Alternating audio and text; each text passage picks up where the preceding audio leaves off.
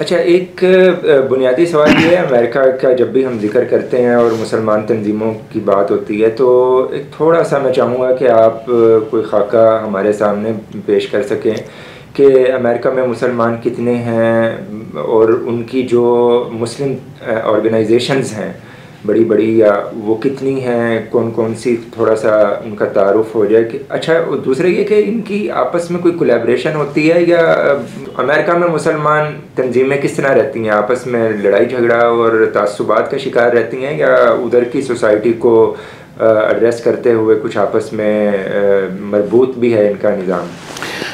اس میں ایسا ہے نا، امریکہ کو ایک تو یوں سمجھے نا کہ 50 ملکوں کا ایک ملک ہے.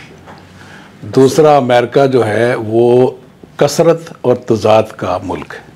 کثرت اور تضاد کا ملک ہے. اچھا، یہ بھی ذہن میں رکھنا چاہیے. اچھا، پھر اس میں یہ بھی ہے کہ امریکہ لینڈ آف امیگرینٹس ہے. تو امیگرینٹس کے بہت سارے تجربات ہیں جو مسلمانوں کے ساتھ بھی ہوئے.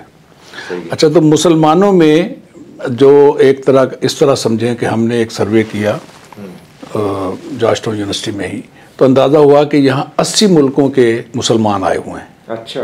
اور پلس جو ہے کہ انڈیجنس مسلمان، جو افرو امریکن مسلمان، اور کچھ ایون ریڈ انڈین جنہیں ہم کہتے ہیں امریکن انڈین، ان میں بھی مسلمان ہیں.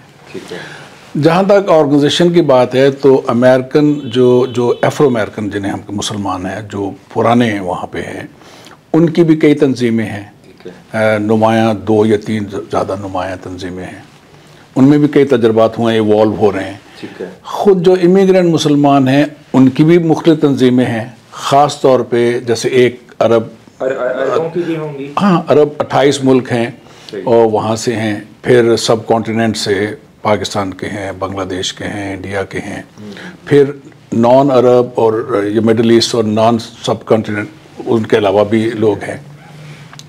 تو تنظیمیں 2 طرح کی ہیں یا 3 طرح کی. ایک تو ہیں جو ایتھنک بیس پہ ہے نا، جیسے پاکستانی مسلمانوں کی، انڈین مسلمان، بنگلہ دیشیوں کی. کچھ وہ ہیں جو پولیٹیکل اثرات کے ساتھ ہوتی ہیں.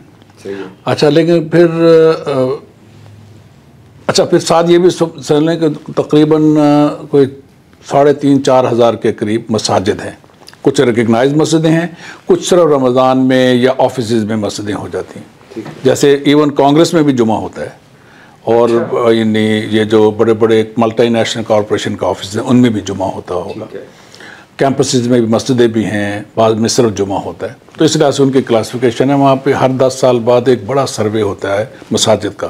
میں بھی اس میں انوالو رہا ہوں، اس کی ریسرچ کمیٹی میں. مطلب یہ سروے گورنمنٹ نہیں، پرائیویٹ سارا ہوتا ہے. مختلف بلکہ کرسچن اور جوش ایک ادارہ ہے، ان کے ساتھ مل کے کرتے ہیں تاکہ سوالات کے یکسانیت رہے نا، جو کرسچن سے پوچھ رہے ہیں، جوش سے پوچھ رہے ہیں، دوسرے مذہب. مساجد وغیرہ کا نظام ہے، اس میں کوئی وہ گورنمنٹ کی طرف سے کوئی؟ وہاں ہر چیز پرائیویٹ کرنی پڑتی ہے. مسلمان کمیونٹی خود بناتی ہے. یہ پوچھا تھا کہ کوئی ایس او پی ہے کہ گورنمنٹ کی طرف سے کوئی سختی یا کوئی ایس او پی کوئی اس طرح کے کہ یہ کر سکتے ہیں، یہ نہیں کر سکتے؟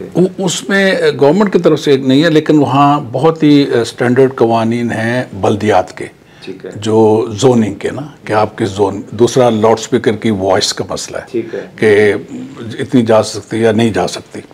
اور تیسرا کمیونٹی کا پریشر ہوتا ہے بعض اوقات. مطلب وہ چیلنج کر سکتے ہیں کہ یہ مسجد ہونی چاہیے یا نہیں ہونی چاہیے. وہ میکڈونلڈ کو بھی چیلنج کر دیتے ہیں بعض اوقات، یا کسی روڈ کو بھی چیلنج کر سکتے ہیں کہ یہ روڈ یہاں سے گزرنی چاہیے نہیں. وہاں اس طرح نظام ہے. اب یہ جو مسلمان کمیونٹی جو آپ نے پوچھا، تو یہ اب یہ ہوا کہ وہاں پہ سب سے پہلے تو ایم ایس اے بنی، مسلم اسٹوڈنٹ ایسوسیشن، 1963 میں. اس سے پہلے بھی افرو امریکن کی تھی، لیکن یہ بنی یونیورسٹیوں میں. اور اس میں تو وہاں اخوان کے لوگ بھی تھے جو وہاں زیادہ ہجرت کر کے آئے، چونکہ ظلم بہت تھا عرب ممالک میں. اور سب کانٹیننٹ کے بھی لوگ تھے جو تعلیم کی غرض سے گئے، تحریکی مزاج کے، تو انہوں نے بنائی. پھر اس کے بعد یہ اکنا بھی بنی 1968 میں. تو حلقہ اسلام شروع میں تو حلقہ احباب تھا، اردو میں تھا. 6-7 سال بعد انہیں ہوا کہ بھائی ہم نے یہاں رہنا ہے، یہیں جواب دینا ہے، اللہ تعالیٰ نے یہاں کا پوچھنا ہے، تو ہر چیز انگلش میں کر دی. تو اس کو ٹرانسلیٹ کیا تو حلقہ نہیں، وہ انگریزی کو ٹرانسلیٹ ہو جائے، گوگل ٹرانسلیشن ہو جائے گا وہاں.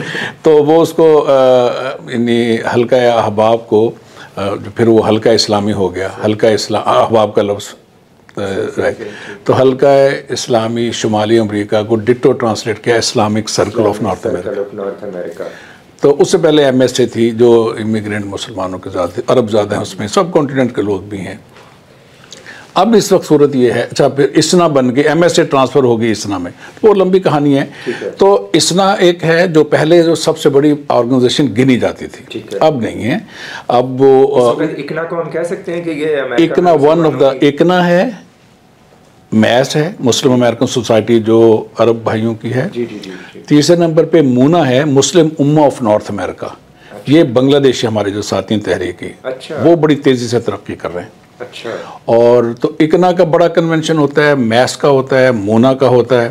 اور پھر جو امام وارث الدین محمد ہیں جو علیجہ محمد کے بیٹے تھے، ان کے افرو امریکن کے آرگنائزیشن ہے، وہ ایک افرو امریکن کے آرگنائزیشن ہے. اور ایک دو اور بھی ہیں، مسلم الائنس آف نارتھ امریکہ ہے، وہ بھی افرو امریکن کی. اب انہیں بڑے پیمانے پہ یوں سوچے کہ ہم نے کافی محنت کی جس میں اکنا کا بڑا اہم رول ہے. کئی سالوں سے مختلف تجربات کرتے کرتے اب U S council of Muslim organisation بن گئی ہے، U S C M O. یہ ایک طرح کی امبریلا آرگنائزیشن، یہ تقریباً ساری آرگنائزیشن ہے بڑی. چند ایک اس میں نہیں ہے کہ جو پروفیشنل کچھ آرگنائزیشن ہے یا پبلک ایڈوکیسی کی ہیں، اور اس پہ مساجد بھی بن رہی ہیں. تو U S C M O اب ایک بڑا ایک پلیٹ فارم بن گیا ہے الحمدللہ، جو ریپرزینٹ کرتا ہے مسلمانوں کو مختلف کانگریس میں یا کہیں اور.